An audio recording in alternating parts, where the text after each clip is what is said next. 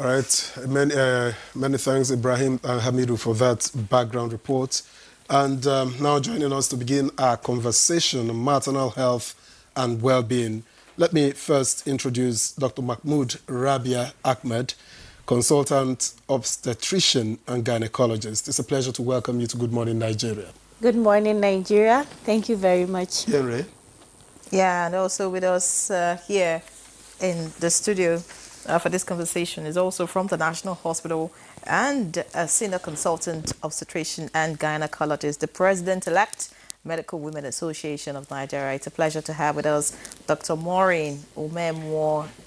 Good morning, Imekulu. Nigerians. I hope I got that right.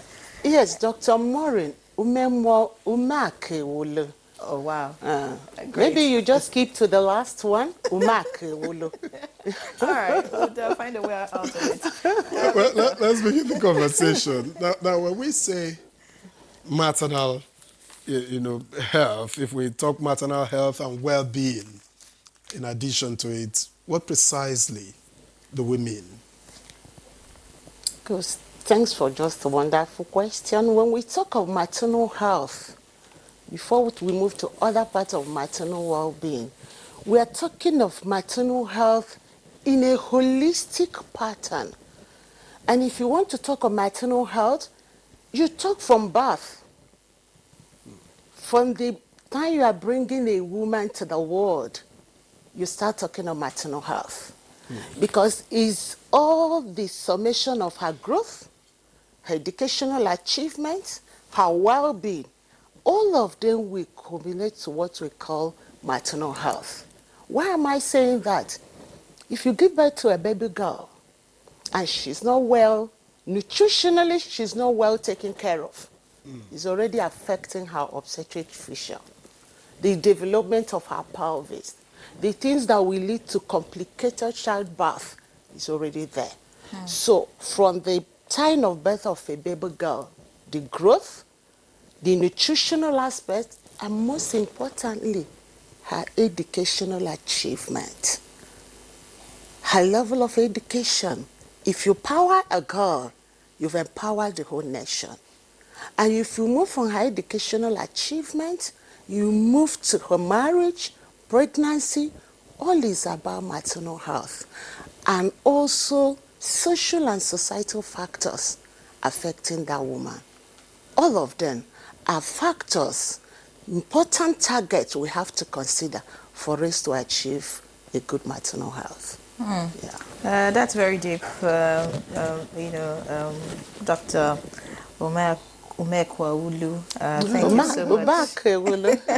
Anyways, very deep. From birth of a girl child, you must begin to think about the maternal, health of that child. And I'm just thinking, are we anywhere to getting it right in Nigeria? Because the statistics are alarming when it comes to maternal death in the country. Yes, so many governments have come and gone, and effort has been made, but not much progress has been made in that regard. But I would like to hear from you, Dr. Ahmed,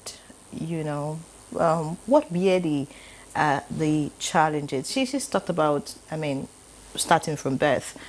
Where is there a major problem? Is it really from birth of a girl child, or is it at the point where she gets pregnant? Okay.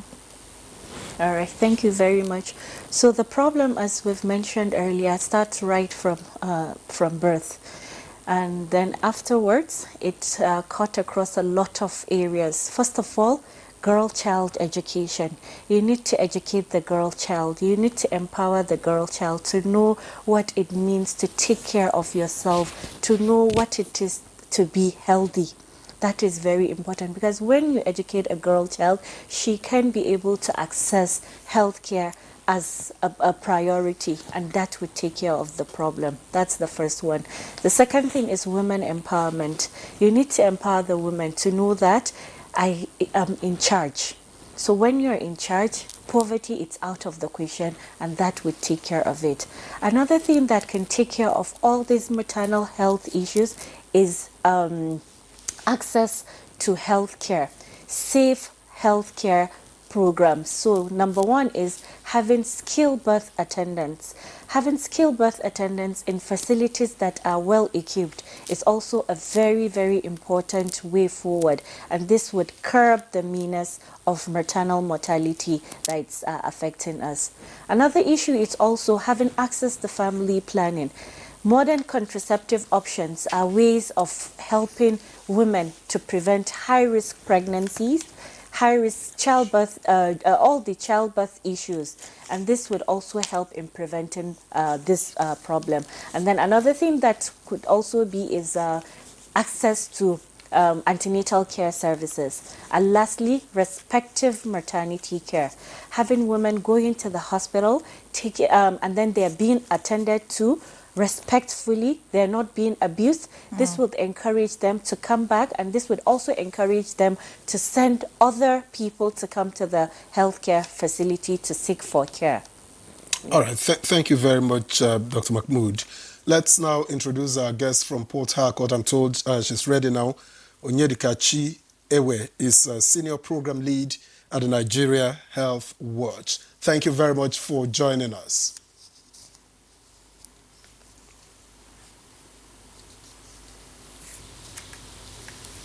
Good morning, and thank you, Nigeria, for having me on the studio this morning. Thank you. Now, let me stay with you at the moment.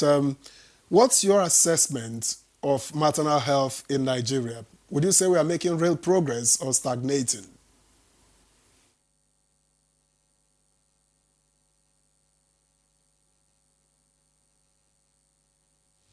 Okay, I missed that question.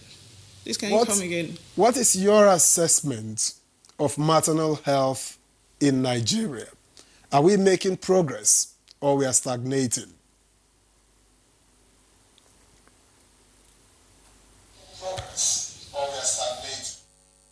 Okay, regarding progress, yes, we are making progress. However, how quick is that progress? So that's where the discussion lies.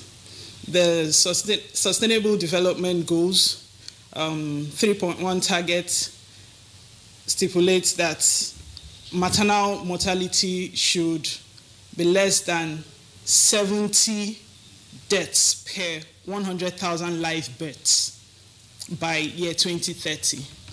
But where are we in Nigeria?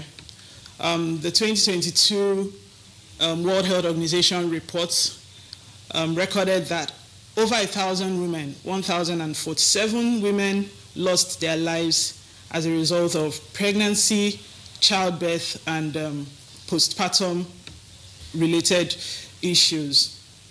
However, the 2023 report has just been published, and there's a slight decline at 993. So you see that somehow there's progress. However, when you compare 993 to 70, which is the global goal, you would see that we are far apart. And if you say 2030 is the target, this is 2025, we're midway towards the Sustainable Development Goal achievement in 2030.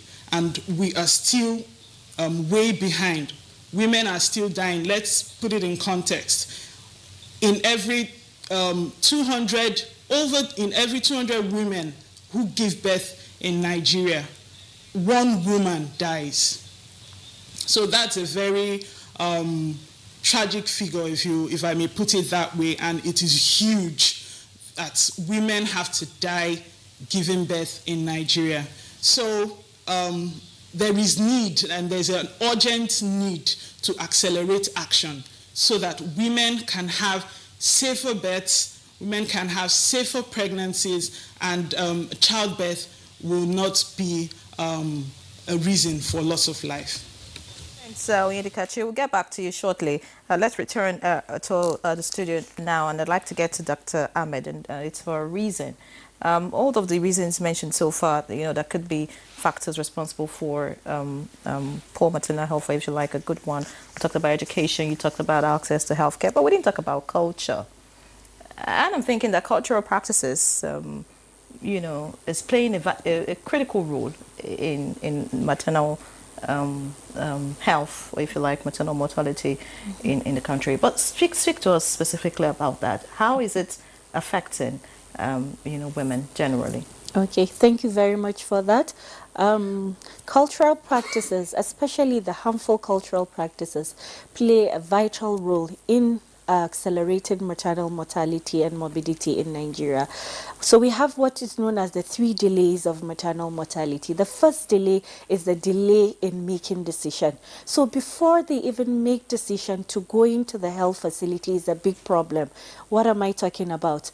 Making a decision. If now a woman is pregnant and she has an emergency and needs to go to the hospital, before that decision is made, there will be a lot of obstacles. First of all, the male partner, maybe the husband is not around, or maybe the husband is around and he would have to get a permission from maybe the community leader or an elder in the community, and maybe that elder is not around. So it takes a long time before the decision is made to decide on taking the patient to the healthcare facility.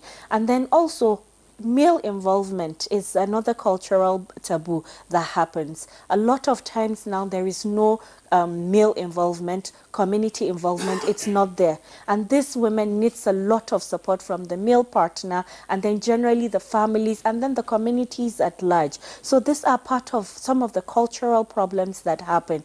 And then we know in some cultures, when a woman is pregnant, there's something that's known as they're not being exposed to that particular environment. So with that, they're not able to express their problem, and then it is kept in the environment. And then some people think going to the hospital is a problem, so they'd rather stay in the community where they're not skilled birth attendants to take care of the pregnant patient, and they will end up with quacks, and then this would aggravate the problem and cause more harm than good. But what do you think about the practice of girls getting married early and venturing into childbearing at an age?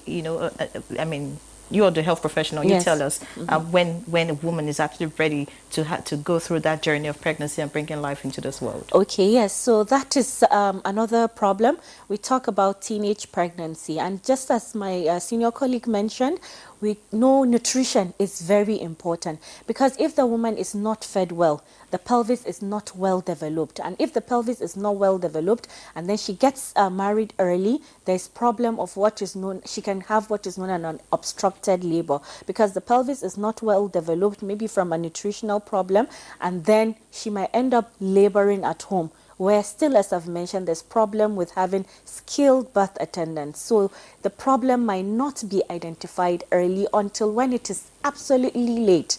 So before she gets to the health facility, it's actually a very late presentation, whereby already complications have set in. So yes, teenage problem can be a big problem as a cultural reason to having maternal morbidity and mortality, because one of the commonest causes of maternal mortality in Nigeria is obstructed labor and its complications. But then if we're able to go to antenatal care and it is identified early, then we can take care of it to prevent complications like vesicovaginal fistula, having problems with the legs from happening. All right, Dr. Mahmood, thank you very much. You've talked about the cultural inhibitions to getting quality maternal health care. But let's talk about access, Dr. Maureen. Let's talk about access. How accessible are quality maternal health care services, to women, particularly in rural communities? This is a very important area, because that's anytime we want to talk of maternal mortality, we will have to talk about the state of our primary health care centers. Because the recent studies show that most of the maternal deaths are usually recorded, in fact above 80%, precisely a study brought out 80.8%, that most of them, we tend to record them while in the community, not within the hospital. So if we can prevent death happening in the communities, we can prevent more than 80% of maternal death we are talking about. Using Nigeria, for example, what are we going to do to comb the high rate of maternal death in terms of access, because we're talking of accessibility of treatment. And I have to remind you that Nigeria is still leading among the whole country. We're still leading in maternal mortality. In fact, globally it has been shown that 28.5% of maternal death recorded within Nigeria. in Nigeria. So we are dealing with a catastrophic state. We are dealing with a situation we all need to rise up and act. And it starts from the community, as you two asked me. What's the state of our primary healthcare centers? What's the coverage? How many of our doctors are working in our primary healthcare centers? How many of our certified midwives are in primary healthcare center? What of that poor woman that will start laboring at night? How can she come out? How can she move to that primary healthcare center? Do we have emergency ambulances? Some people, we cannot even boast of good road network. But there are things we can do to circumvent it. We can turn our neighborhood KK, this normal KK, to an interim ambulances that a poor young woman laboring by 2 a.m. We have a village person in charge of that community that can help her at that moment. If we want to talk of maternal mortality, we have to go back to our communities. Now, that primary health care, are you aware that some primary health care centers, they don't run at night? So as we are closing our civil servants, they are also closing. And you know, by nature, labor tend to start at night. Who takes care of those emergencies at night? Now, what of availability of equipment and drugs? Nigeria, if we want to fight maternal death, we have to make antenatal care free. At this juncture, I would like to thank our president also for the recent approval he gave, making cesarean section free. It's a wonderful one at that.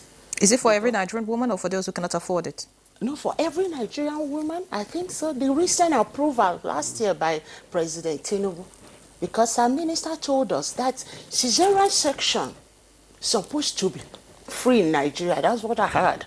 But I don't know the category, but I know it has been signed. I think the cesarean section is just, for those who need it and maybe cannot afford it. Okay. They're supposed to be, taken care of to ensure that the mother and child. But how do you determine that, and at what pace do you determine that? There are so many issues. Listening to you, Doctor, I'm thinking that yes, in rural areas we do not have adequate facility. Health professionals are scarce, but even in urban areas, we still get to hear about maternal mortality, maybe as a result of negligence on the part of the professionals who should attend to women. There's this trending story at the moment about a man who lost his wife. He had rushed her to a hospital and he was asked to pay to deposit about 500,000, and he couldn't, get around it, and somehow the woman died. I want to ask Onyedikachi Ewe, because you're a senior program lead at Nigeria Health Watch. In your watch, and of course looking at maternal mortality, I want you to speak about negligence.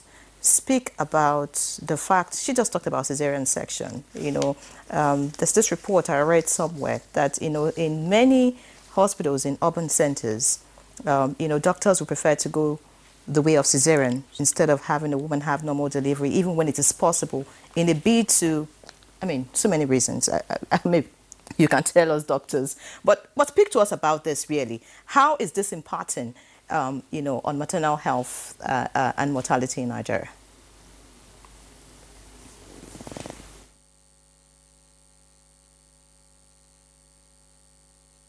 Dr. Maureen has mentioned the fact that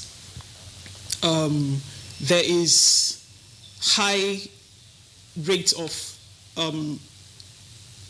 she was speaking to access. Now, when we talk about access, we can look at it from both the geographical and also the financial aspect. I'm glad you just made reference to the tragic incident that occurred in Lagos, where a woman could not reach the facility, which is one of the delays in the well-documented 3-delay model that leads to maternal death in Nigeria and even globally. One key to addressing maternal mortality amongst a whole lot of efforts and interventions is early antenatal. Early antenatal. So the course and the history of the pregnancy needs to be monitored and studied so that if there are any danger signs, warning signs, there can be prompt and appropriate referrals. So the woman does not have to experience the delay in seeking or accessing quality maternal health care, which usually leads to these maternal deaths. So for this incident of negligence, maybe the woman has had the first, the second, and feels more experienced to handle some other conditions, women should be reminded and continuously reminded, which is one importance of the Safe Motherhood Day, that the high rate of maternal mortality in Nigeria even makes the country one of the risky places in the world to have a baby. Pregnancy is, but we do not want this narrative to continue, which is why we are having these conversations, leading these conversations, so that the issues can be addressed. Women should register early and have their pregnancies monitored so that any danger signs, warning signs can be quickly identified and also rectified. I was also going to talk about financial access. Now we have the NHIA Act that was signed into an act in 2022, and there are provisions for Nigerians to register, get a health insurance policy, and access medical health as a part of government efforts to improve or achieve universal health coverage. Because in a country where we have 40% living below poverty line, you would see that people are scared to go to the hospital because of the financial implications. They do not have the funds to access care. But with the NHIA Act, we see that there are provisions made, but how many people are aware of these provisions? How many people are accessing it? How many people are covered under the NHIA? And according to the NHIA strategic plan, the target by 2030 should be 90% coverage for Nigerians. However, we are still at 5%. So that's a huge gap, and that's a huge lag. And this financial access to healthcare is one of the great challenges that will make it look like an individual or a couple are being negligent about their health. So women should be informed and continuously, enlightened and educated on the need for focused antenatal visits to be able to identify warning signs, danger signs, and have it promptly addressed. You're talking about negligence on the part of, mothers and, maybe their spouses. But let's also talk about negligence on the part of medical professionals. I think that's where I was trying to go to. And Dr. Ahmed, I'm sure you can speak to us about that. Because, when we talk about the rural areas, yes, no access in terms of... But even in the urban areas where there's access, you go to all these hospitals, you get there, nurses are busy. They tell you, can't you see your mates?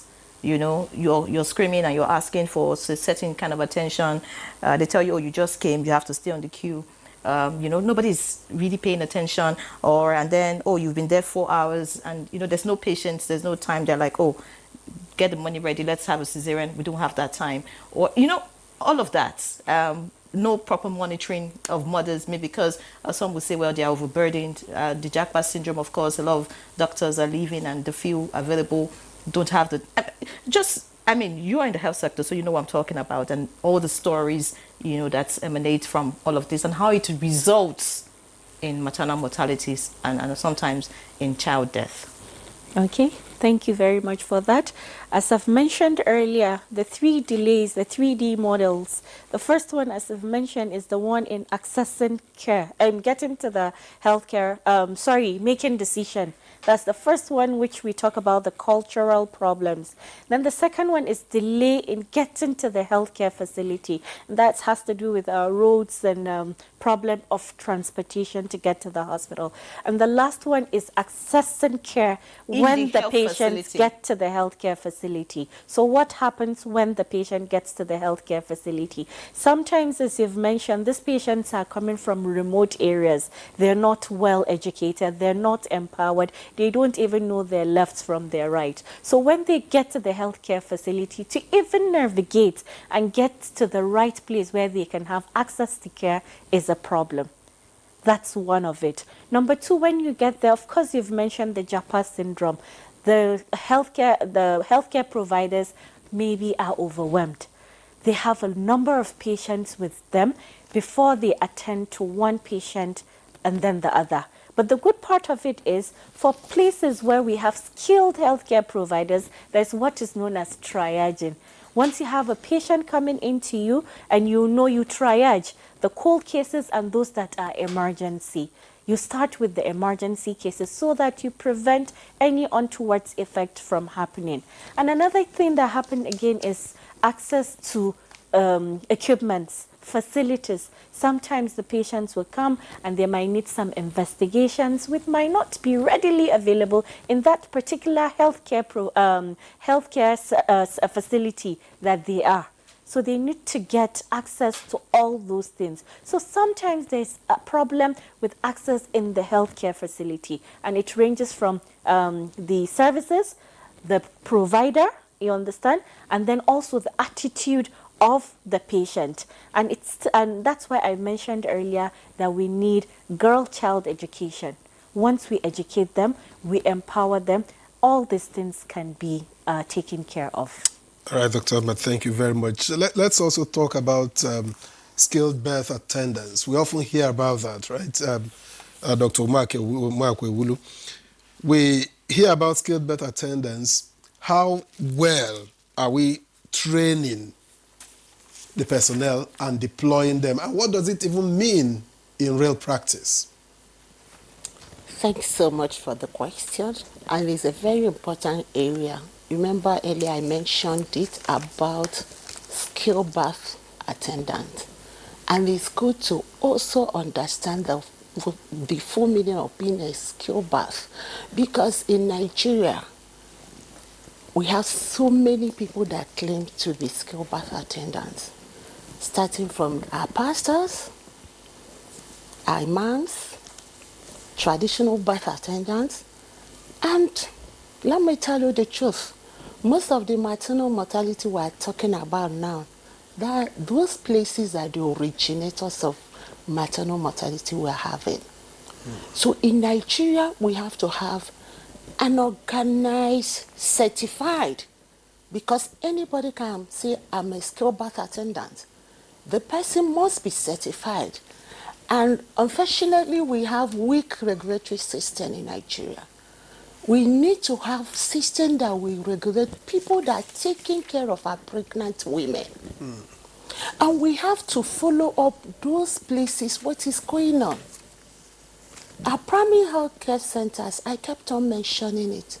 If we get it right there, other things will follow. Admittedly, as you asked, some death actually happening within the tertiary institution, even at that, among trained professionals. We will also not exonerate ourselves completely for negligence. Attitude is there. We can't exonerate ourselves. But we're talking of preventable ones. So why training? We need to train our skilled birth attendants. We have to have dedicated midwives that we know that can man our primary healthcare centers. And Nigeria is a big country. I don't think it can take anything from Nigeria for making sure that at least we have a doctor or 2 doctors overseeing our primary health care centers. Last 2 weeks, I managed a woman. She actually booked in a primary health care center.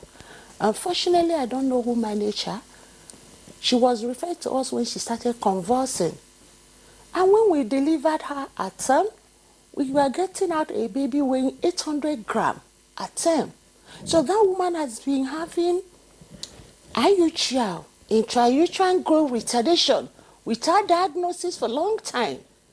And she told us that she has been coming for antenatal as when due in primary health care center. So it means there is failure with the person managing her. And she lost her baby and almost turned a near mix for us. We thank God we were able to, to bring her back. But she booked for antenatal. So having a skilled birth attendant is very important. Regular training of skilled birth attendant is also very important. And most importantly, where our mothers are supposed to go. And people claiming to be certified birth attendants, the government needs to look into that. And also, as we say, so we won't be talking of only primary health care centers. Our secondary centers and tertiary centers also, we need to look into them. The attitude, as you mentioned, the aspect of negligence, and let me tell you the truth. The more important is how many doctors are available to take care of these women. Doctors are human. They can be tired. When you are tired, you will be a bit irritable. You will be weak. We need more skilled birth attendants. We need more doctors. We need more training and also the infrastructure. So we're not talking about having trained, certified, skilled birth attendants. We are also talking about the infrastructure. We are also talking about availability of not only nurses, but medical professionals, because not only doctors, sorry, but medical professionals, because only doctors cannot do it alone. We need a holistic approach. So how much of this is, a policy issue? Let me take this question to Onyedikachi in Port Harcourt. How much of policy intervention can we apply to solving all of these issues?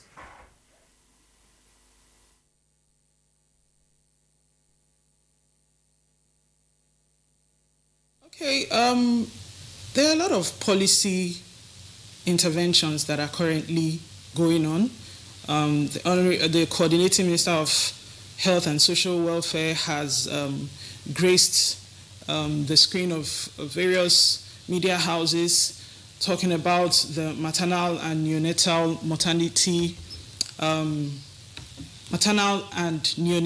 mortality innovation initiative. That's MAMI.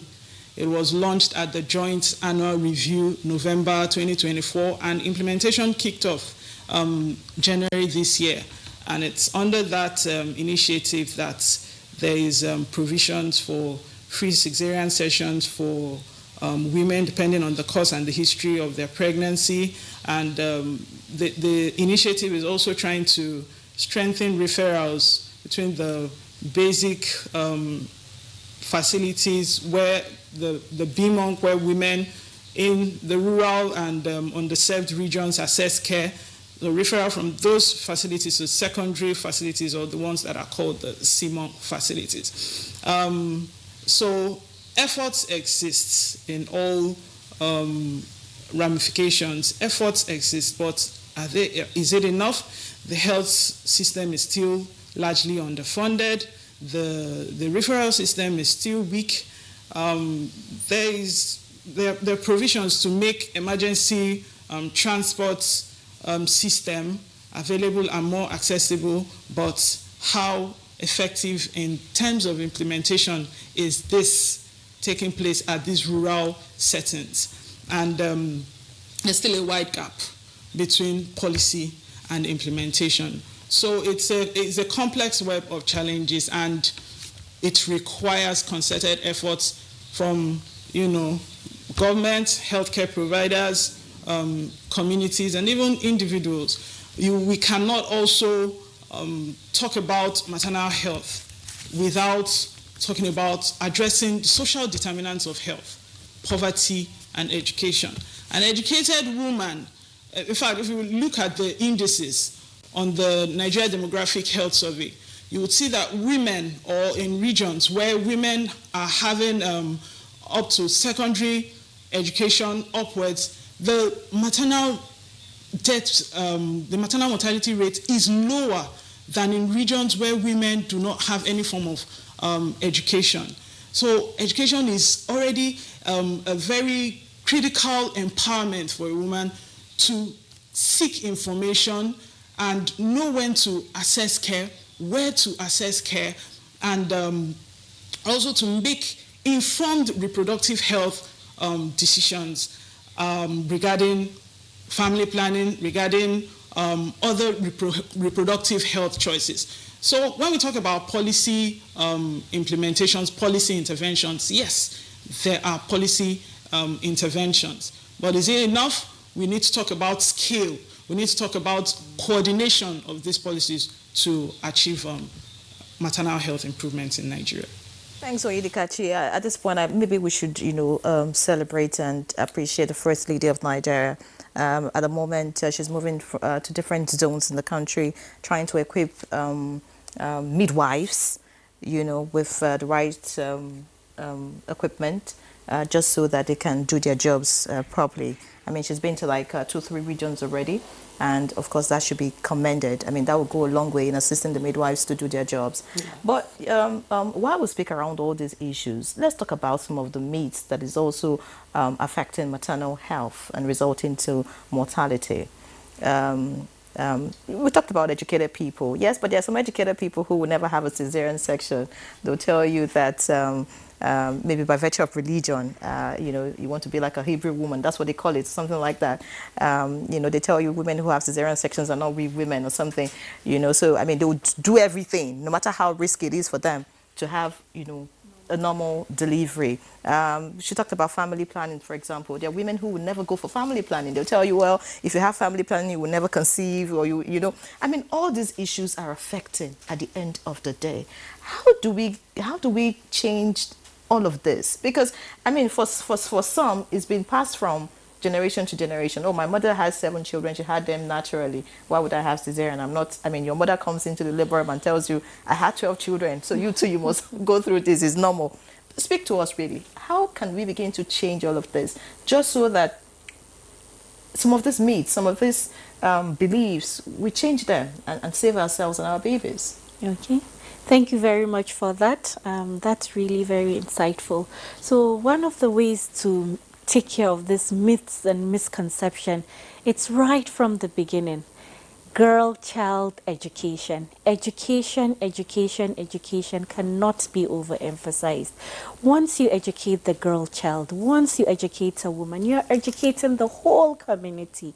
Because once you educate the girl child, she will take charge of her health. She will know that this is her right. It's not a luxury. So knowing that I am sick, I need to go to the hospital, listen to my doctors, do what is that's asked by the doctors to be done is something that is very important. So education is very important. Second thing, it still goes to empowerment. Empowering the women, it's also very important because sometimes they would have agreed to go for the cesarean section, but because of abject poverty, you understand, they might not be able to have access to those services. So once you empower them and they take their health as their own and they take charge of it and they take it as their own right, they would go to have access to all these services. And another thing that we can do to prevent this myths and misconception is involving the families, the communities. Very important. And then male involvement, because as I've mentioned earlier, sometimes they think if you are sick, you don't go to the hospital. Maybe some of them will say, okay, you're a female, you cannot go and be seen by somebody else. You understand all those cultural problems that maybe a female has to see a female, gender dynamics and all that kind of thing. So that is, once you educate that, because health is wealth. You need to be healthy to be alive, to know that someone takes care of you before you say you're choosy about who is going to take care of you. And with the fact that we've mentioned earlier, there even scarcity of these doctors. So you have to get the one that's available. So these are all part of the things that could help. Then, of course, increasing awareness, going to the community, giving some talks, going and involving other members of the community to make sure that you dispel all these myths and misconceptions. Talking about talks, I want to ask, what is going wrong? I'm speaking from experience. You know, many years ago when I had to use antenatal facility for the first time, and when I used it the last time, there was a huge difference in this talking you're talking about. I mean, the first time, you know, the midwives, the nurses were excited about antenatal. They were given the right information. They had the time. They were patient. Is it that the economy or something has changed? I want, because these days, I mean, you walk into antenatal, there's no energy. Those days, women are excited to come for antenatal. There's no energy anymore. There's no, I mean, the talks, even away from maternal, whatever, if you go for immunizations now, they don't, I mean, nobody's educating anybody about anything. Nobody's willing to talk. They don't have the energy. They just tell you, I can't shout. You know, the midwives just come and tell you, you know, I don't have the energy, I can't shout. And then they just go on and do what they have to do. What is changing? Is it that there's no more interest in this, or there are other factors that is, you know, affecting all of this? So when you talk about interest, I mean, there are a lot of interest, because if you're a medical personnel, you take oath. So there are a lot of interest. A lot of people work with the fact that they like what they're doing. However, there is a lot of stress and strain. There is a lot of lack of manpower. By the time you know you're going to attend to 50 babies or 50 women, and you know you're going to do it within a short period of time, you might think you don't need to use a lot of time talking to these women. You better start seeing these patients almost immediately. But I'm so sorry, I don't know where you went to. They still give health talks. You understand? It might not be as detailed, as explanatory, exactly, as interesting. Yeah, it might be, but then maybe for within a short period of time. You understand? But then, of course, it all goes there, because just as you're saying, yesterday I was in the clinic, and our nurse was saying there's supposed to be like 5 nurses in the clinic, but she was the only one in the clinic, overseeing almost 50 patients. So something of 5 nurses, so say maybe 1 nurse to 10. So now she's doing for 50. So you can imagine, she's human. So she was overstretched. She was really trying, and the doctors were helping her, but she would not have that same energy. She had to take care of 10 people, maybe someone doing urinalysis, and she giving the health talk, and the work is going. Of course, you can't keep the patients waiting. Pregnant women, think of it, keeping you to wait for 2 hours, saying you're just going to have a health talk before you see the doctor is also another problem. So to be candid, really lack of manpower. Well, on a lighter note, perhaps, you know, when on your first ever trip, it seems a bit more interesting. When you go that route over and over, it becomes less interesting. I guess that's the experience you already had. But let's talk technology. Now, technology is changing healthcare globally. Yeah. So how much of it can we latch onto to improve maternal health care in Nigeria? Thanks so much, because that question is really a wonderful question. Because if we want to get it right in Nigeria, we must bring in technology. First and foremost, we are talking of how to educate women. We are all carrying a mobile phone. Mobile phone is the commonest thing. Even a very poor woman of my market, if you ask of her number, she will put her hand inside and bring it. So that's one area we can use as a mode of advocacy. Because as I told you before, because of the nature and holistic nature of our maternal mortality, always like to start from the basis. So when we bring in that, we can educate them. We can tell them. Most of them are not there to listen to what we are saying. But simple SMS can talk to them in different languages. You can use it to educate them. Even the issue of religious factor we've not mentioned. I hope you know that they listen to their pastors, their imams more than us. And unfortunately, some religious houses, they've turned their areas to mini clinic. That's what technology, awareness of information can help us. Then we come to the hospital. Our primary health care centers, can we boast of ultrasound? Then in event of emergency, you can put a probe and now know whether to refer her immediately or not. In our major centers, can we talk of our theater being available? The equipment there, are they available? We are talking of resuscitation like the woman you mentioned, I wasn't there. But some equipment can resuscitate her immediately. Now I have to talk of, still under that infrastructure you mentioned, our blood bank. If we want to reduce our maternal mortality, we must look again towards our blood bank. Availability of blood and blood products. Postpartum hemorrhage is still the leading cause of direct cause of maternal mortality we have. What of the infrastructure in our blood bank? Are they available? Our various tertiary centers, are they equipped to handle emergencies?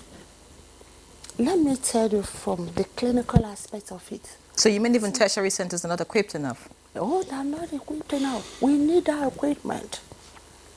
Like she mentioned earlier, this maternal health, maternal mortality we're talking about. In Nigeria, we're talking above 1,000. In fact, some centers, like I studied in Lagos, recorded above 2,000 per 100,000 live birth. But in developed countries, they're talking of less than 10. So even in our tertiary institutions, we're still deficient. We need to start from the grassroots in our infrastructural development, through primary health care, through our referral system. That's another area. The woman you mentioned, she died because, I don't want to talk around what happened within the hospital, but I'm sure if that woman was being transferred by an ambulance, she wouldn't have given up. Because inside the ambulance, she will be given oxygen, she will be given drip, the hypovolemic shock that took her will be controlled. So she will be there breathing till she'll be able to get an assistant. And that's why I'm asking, what about telemedicine? What about mobile health services? Yes, Not just ambulance. Okay, now we'll move towards the end, because when we mention telemedicine, we mention availability of internet, because we are not talking about the health of we women in Abuja. We are talking about the health of Nigerian women. So at the apex of it all, we now mention the telemedicine, where I am sitting in here, right here in Abuja, and I'm helping a certified midwife working down in the primary health care center. I can treat the woman, I can tell the woman what to do.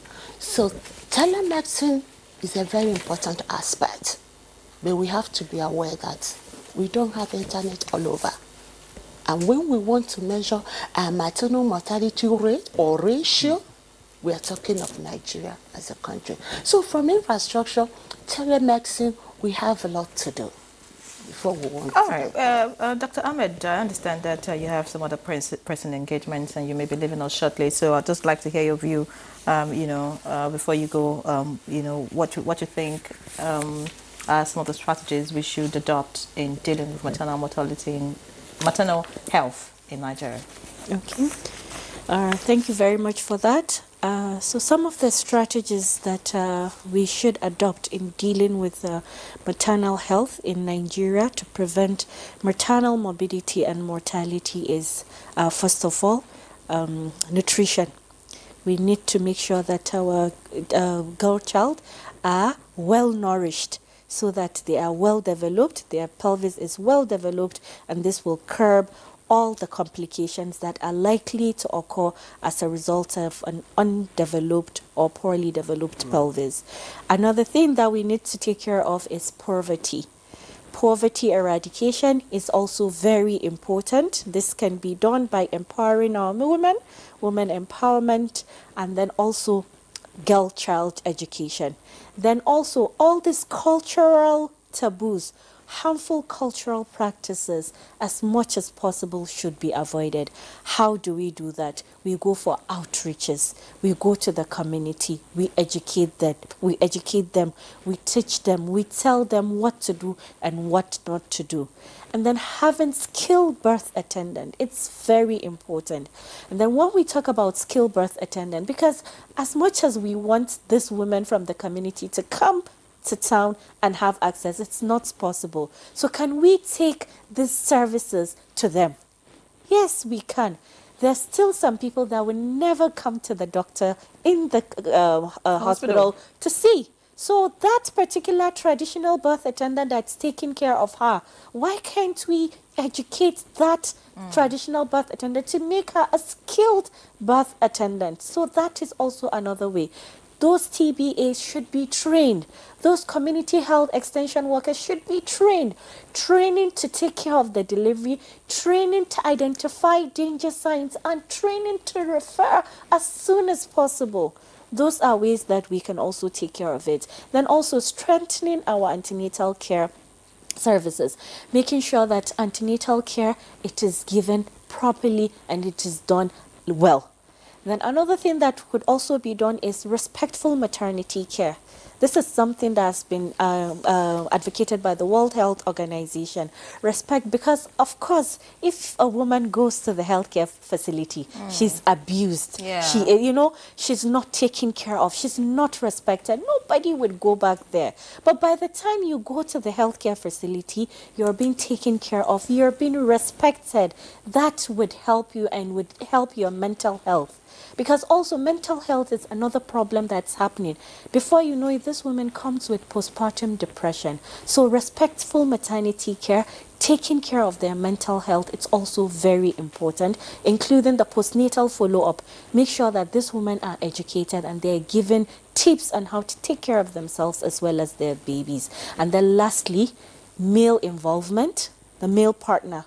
As much as possible, when we see our patient, we tell them, Oga will not follow you, male involvement, because so that they know what is going on and they also give this women support. So male involvement, families involvement, and communities involvement. Because as I've mentioned, sometimes it's even just to make the decision that they might need an elder person in the community to make that decision. By the time you involve that elder person and inform him about the importance of bringing the patient early or allowing the patient to go to the hospital, that are all some form of strategies that can be undertaken to curb this menace of our maternal morbidity and mortality, which unfortunately it's a preventable condition, but sadly it is with us. All right, Dr. Mahmoud Rabi Ahmed, consultant, obstetrician and gynecologist. We'd like to thank you very much for your time. And since we understand you have to leave us for some other engagements, we thank you very much, and we hope we'll see you some other time. Thank you. So Good Morning Nigeria continues after this very break. Please don't go away.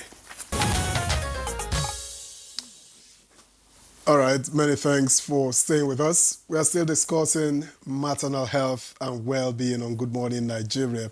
And a lot of issues have been raised and some solutions. But let me go to Onyedikachi in Port Harcourt as we are talking solutions now. And I'm asking, do you see a role for families and communities in delivering safer maternal health care, safer motherhood in Nigeria and communities particularly?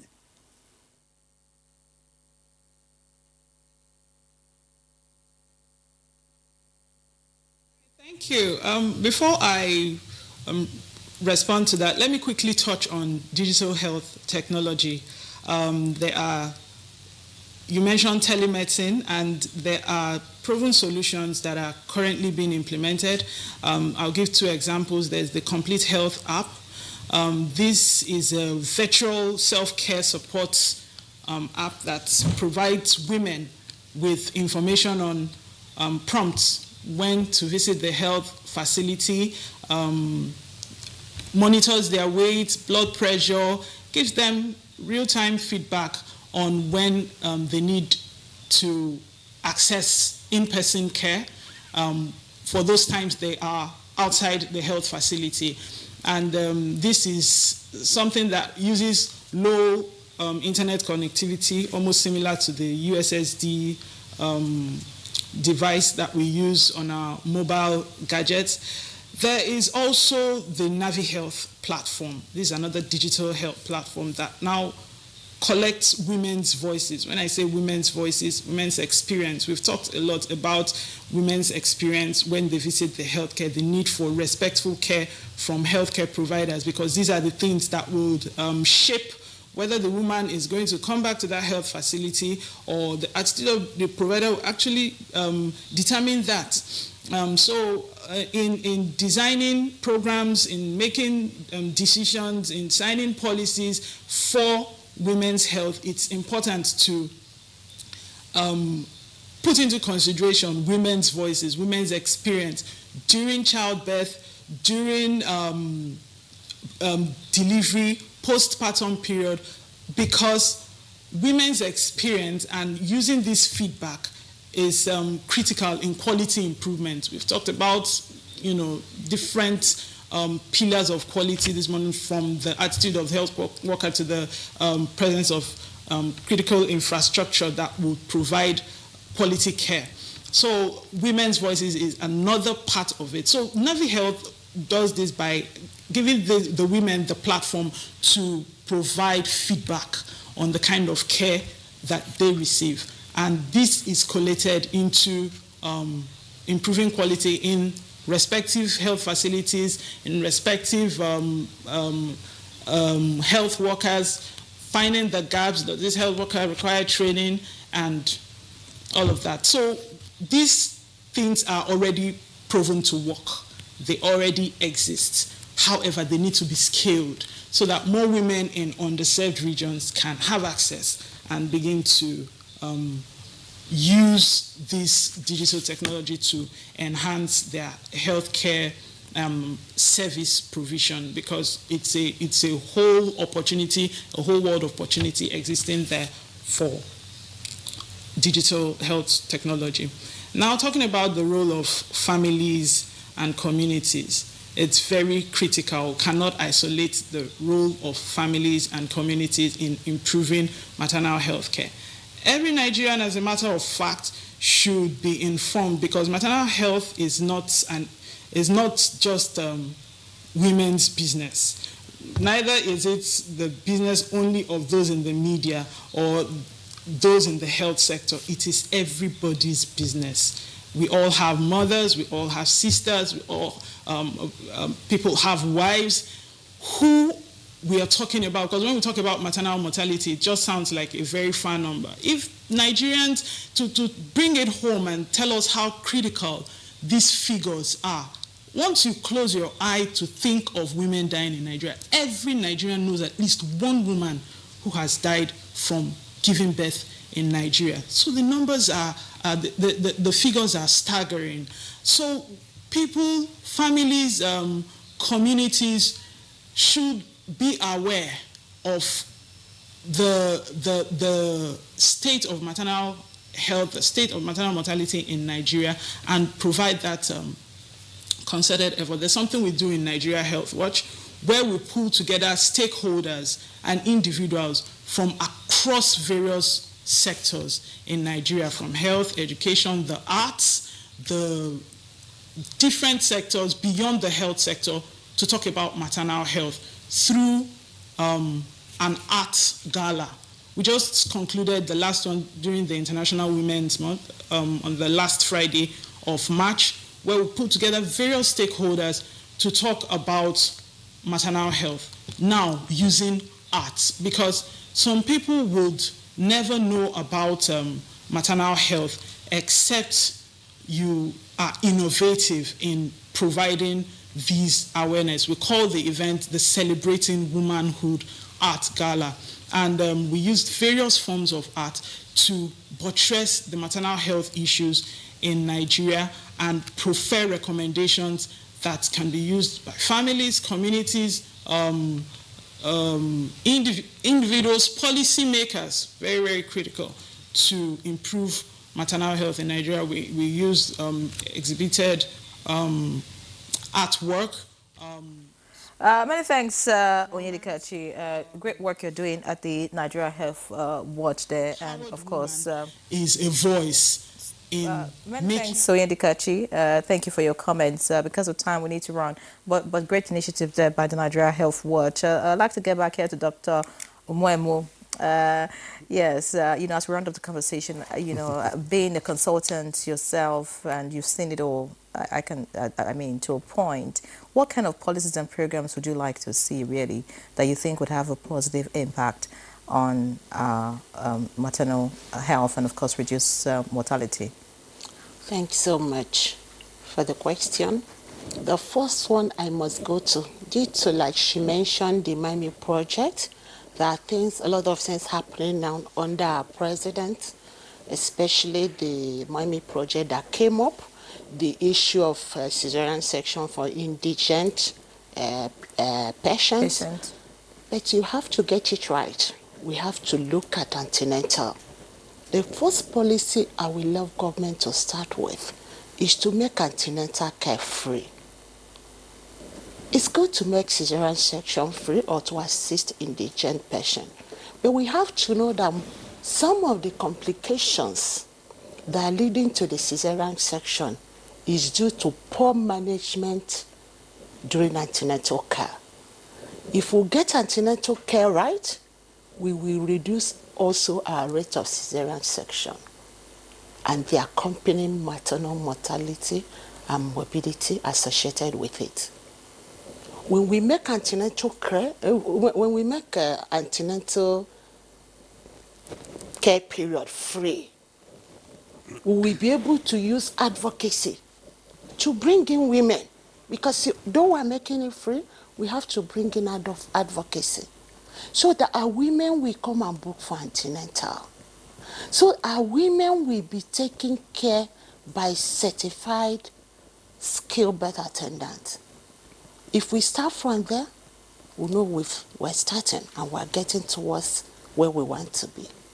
The second aspect is a primary healthcare center. Maybe because I've been working in communities, I also have a foundation. If we cover a primary healthcare center as well, it will reduce most of the morbidity and mortality we're dealing with. Let us try as much as possible to ensure that at least we have a doctor or two for each primary healthcare center.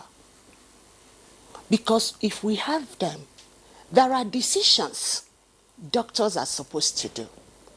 When they work with our trained midwives at the primary healthcare centers, you will see we will reduce most of this morbidity and mortality we're talking about. Then another important aspect, because we've been talking of pregnancy, we also have to talk of before pregnancy or after pregnancy, our family planning. We have to revisit our family planning. Because remember, if you go to World Health Organization of definition of maternal mortality rate, it's not only associated with term pregnancy. It said any woman, if you lose a woman while pregnant, irrespective of the duration of that pregnancy or the site of that pregnancy, during that pregnancy time or within 42 days after the end of the pregnancy, due to causes related to aggravated by pregnancy or its complication. Why am I trying to define it? When we're talking of maternal mortality, we must remember conceived abortion. We have a lot of quacks in Nigeria.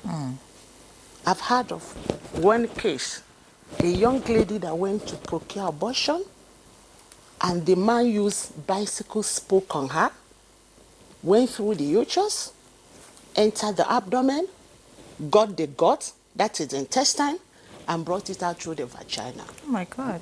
So we need firm policies and regulations towards that. Then we need free availability of family planning products so that a woman can plan her family. If we plan the family, we will prevent unwanted pregnancies, unsafe abortions, thereby reducing maternal mortality.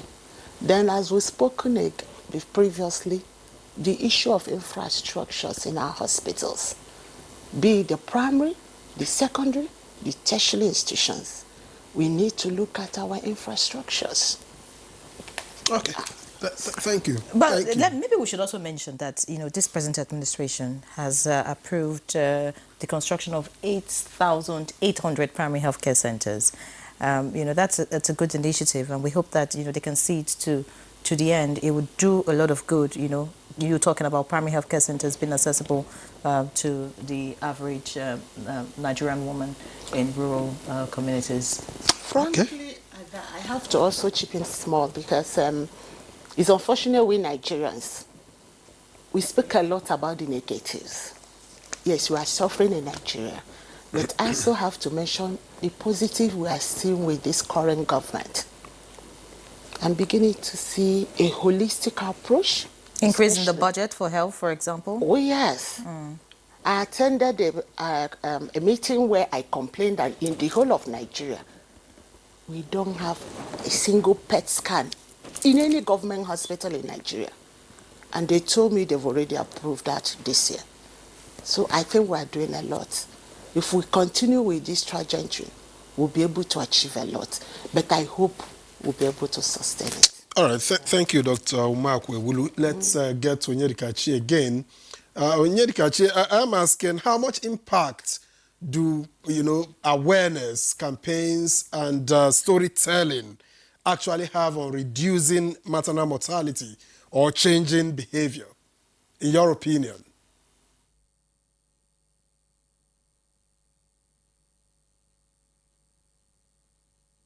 Yeah, storytelling. Talking about storytelling, that's what we do at Nigeria Health Watch. So one of our key strategies for advocating and communicating health, providing that informed health commentary to citizens of Nigeria is through storytelling. And we do this through weekly editorials. If you visit our website, www.nigeriahealthwatch.com, you would access a wide range of information on various health subjects and maternal health as well. So the role of storytelling is critical, and we engage with stakeholders, we engage with beneficiaries of various interventions to get hands-on information, not just information that we assume. We go to the grassroots, conduct interviews from healthcare providers, implementing partners development organizations that are championing causes around maternal health care improvement. So yes, providing information through storytelling is very important, and these stories are things that people can now relate with and be able to gradually change behavior, because in behavior change, it's not rocket science. It's not a switch where you just get the information today and people are changing their behavior tomorrow. And that's why these conversations have to be sustained, because there's the awareness and then there's the interest. Then there is this individual contemplating to adopt a new behavior. And Now, Onyedikachi, you mentioned information, and that gladdens me. I just want you to take 30 seconds to tell us, because data is critical. Are we doing enough to use data, to track what happens and deploy to determine health outcomes when it comes to maternal mortality?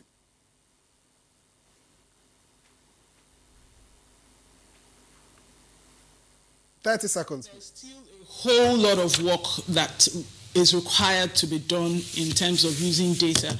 Yes, there is the MPDSR, maternal and perinatal death surveillance response, which is an initiative or a quality improvement system that tracks the causes of maternal deaths in Nigeria, reports them real time so that this reporting can be used to make decisions for quality improvement.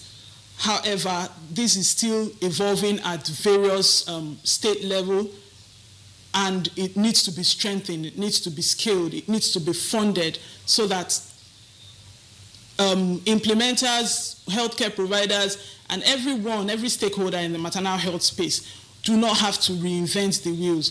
If we know that postpartum hemorrhage, which is excessive bleeding after delivery, is the leading cause of maternal deaths in Nigeria, then there should be prompt and proactive measures which are already put in place. But what I want to emphasize is that, yes, these measures are there, but they need to be scaled and they need to be sustained. Thanks, Onyedikachi. Because of time, we need to round off. Dr. Maureen Nwemo, I'd like you to, speak to women in general, and of course, speak to religious leaders and traditional rulers. Some of their messages, of course, are, not affecting, or rather not helping in all of these issues. Your final words as you address that. Thank you so much. My final word to our women.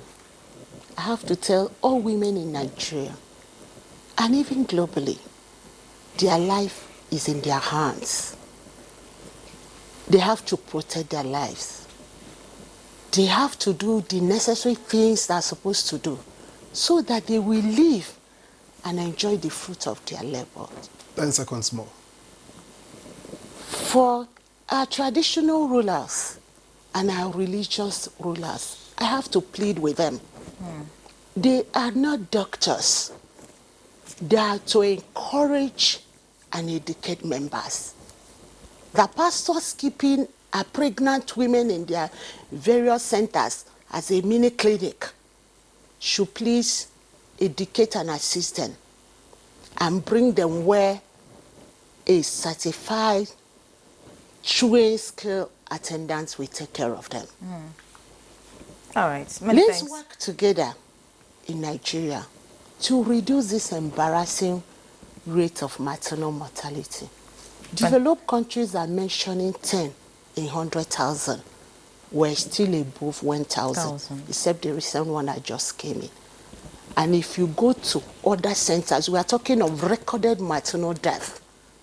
Go to other centers. Some are recording above 2,000. All right. Many thanks, Dr. Maureen. We need to round off the conversation because of time. Yeah. You have made so many valid points, and we hope that we'll begin to see a change in all of this. Thank you very much, Dr. Maureen Nwemo.